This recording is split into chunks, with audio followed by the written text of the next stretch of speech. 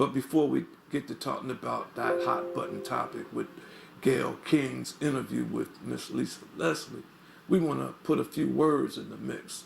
And those few words are politics, reason, and we might even add purpose. And the first thing we want to do is ask Miss King what was her purpose.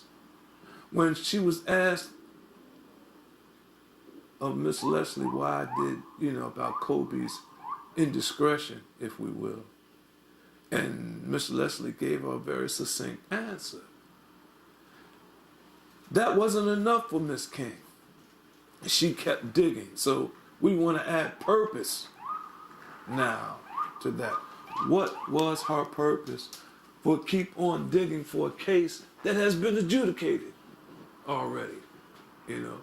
Was it to make Mr. Bryant, Mr. Kobe Bryant, look bad post-mortem, and that would be the legacy that people would remember him by?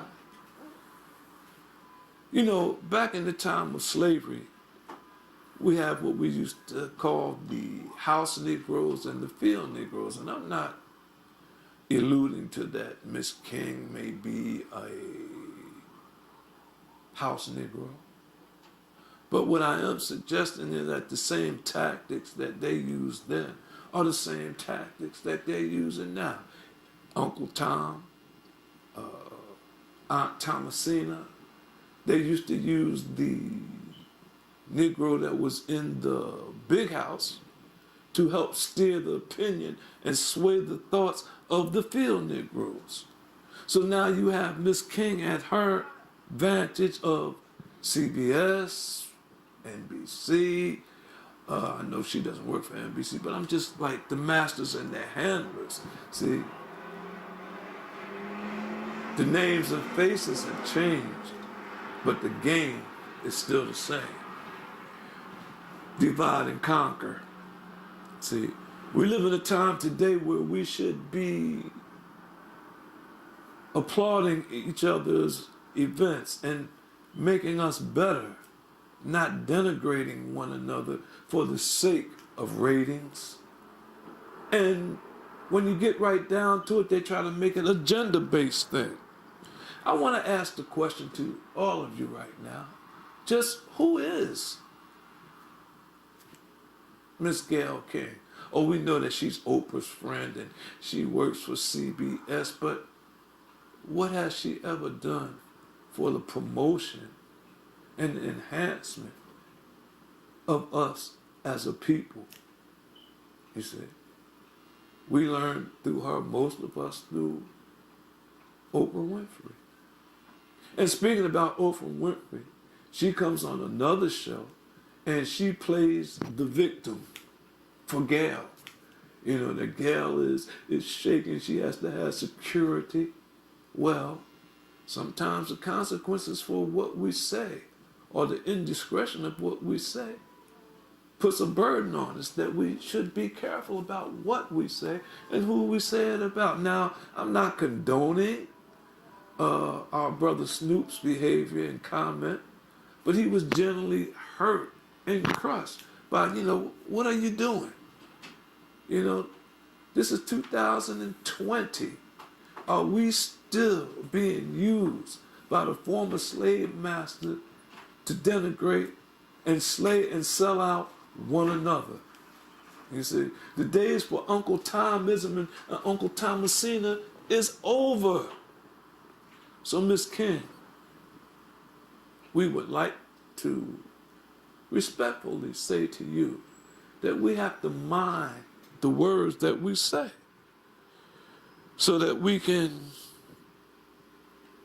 make this stretch in our transition here in the wilderness of North America a better place for one another. And if you're not doing that, then you're really in the way of progress as us as a people. Now, this is Black History Month, a month where we're supposed to celebrate and extol the achievements.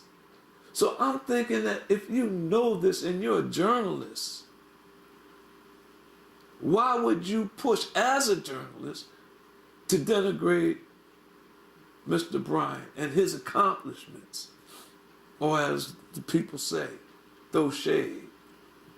You know, I just want our audience to think about that for a second or two as we proceed to celebrate Black History Month. Actually, Black History Month is not just for a month, but Black History Month, it should be every day. Every day we should live or be a living expression of that which we hope to manifest.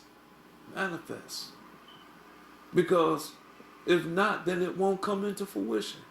So every day we should celebrate our blackness. Black is not a color, it's the essence of all colors.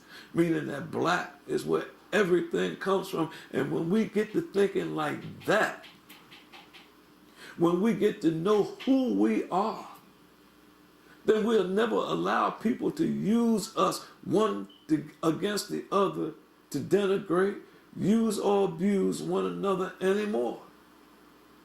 We have to stop being crabs in a barrel and pulling each one down. We have to learn to raise each other up so that we can extol and celebrate our achievements and the potential that each and every one of us has as individual human beings. As I said, black is the essence of all color, and from us all people came. So it has to be a better way that we can criticize and condemn our people for ill behavior, but not in the public like that. You know, it's two sets of rules. We have to learn to be dependent and stand up strong for right. You don't dare see them. Well, you do see them all the time criticizing one another and bringing it down and bringing a ball of confusion. But we're more civilized than that. See, we're not at the point where we can just throw everybody under the bus.